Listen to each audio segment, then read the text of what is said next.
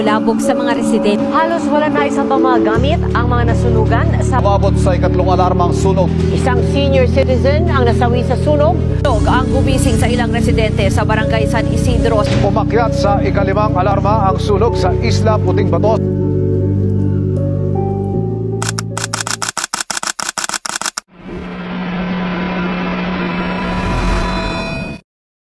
The question is, are you prepared?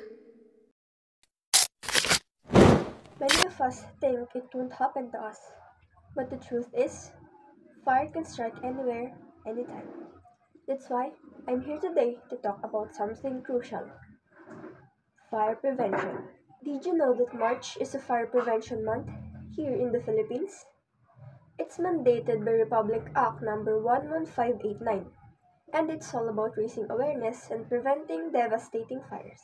Ngayon naman ay pag-uusapan natin kung paano maiiwasan ang sunog. Huwag nating iwanang nakasaksak ang mga appliances kung hindi naman ginagamit. Regular nating i-check ang mga electrical wirings. Mag-ingat sa kandila at sigarilyo. Tago ang posporo at lighter sa lugar na hindi maaabot ng mga bata. Maglagay ng smoke detector at fire extinguisher sa bahay.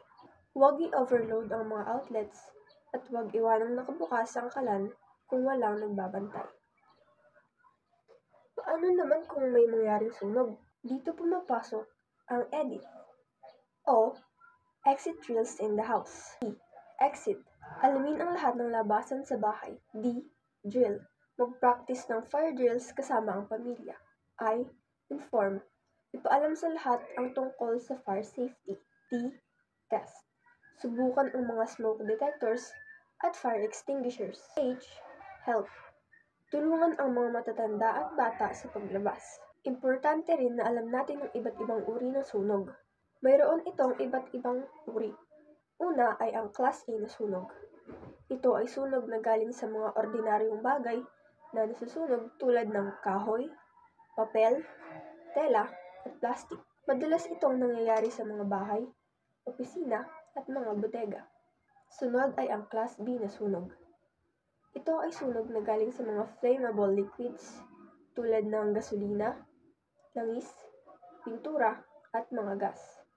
Delikado ito dahil mabilis kumalat ang apoy. Ang ikatlo ay ang Class C na sunog. Ito ay sunog na galing sa mga electrical equipment tulad ng mga wirings, appliances, at mga electrical panels. Kailangan nating mag-ingat dahil may panganib ng electric shock. Huwag gagamit ng tubig sa pag-apola nito. Ang pang-apat naman ay ang Class D na sunog. Ito ay sunog na galing sa mga combustible metals tulad ng magnesium, titanium, at sodium. Kailangan ng espesyal na pamatay sunog para dito. At ang panghuli na uri ay ang Class K na sunog. Ito ay sunog na galing sa mga cooking oils at fats, kadalasan sa mga kusina.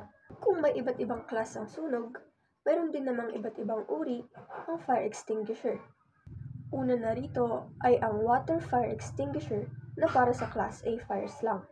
Dito ay gumagamit ng tubig para palamigin ang apoy. Sunod ay ang foam fire extinguisher para sa Class A at B fire. Dito ay gumagamit ng foam para takpan ng apoy at pigilan ang oxygen.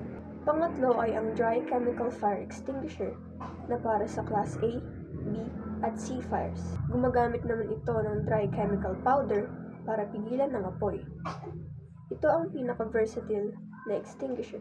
Pang-apat, carbon dioxide fire extinguisher para sa Class B at C fires. Gumagamit ng carbon dioxide gas para pigilan ng oxygen o nag-iiwan ng residue. Lastly, white chemical fire extinguisher para sa Class K fires. Gumagamit ito ng wet chemical solution para maapula ang sunog na galing sa cooking oils. Ngayon na alam niyo na kung ano ang mga iba't ibang uri ng fire extinguisher na pwedeng gamitin upang maapula ang iba't ibang uri ng sunog, ano naman kaya ang mga dapat gawin pagkatapos ng sunog? Una, tawagan ang mga otoridad. Huwag pumasok ulit sa loob hanggat hindi sinasabi ng mga otoridad na ligtas na. Humingi ng tulong sa mga organisasyon para sa mga biktima ng sunog. At pinakamahalaga, siguraduhin na ligtas ang lahat. Narito ang mga emergency hotlines sa bungabon. Hindi biro ang sunog. Kaya dapat handa tayo. Ang kaalaman ang pinakamalakas nating panlaban. Ingat!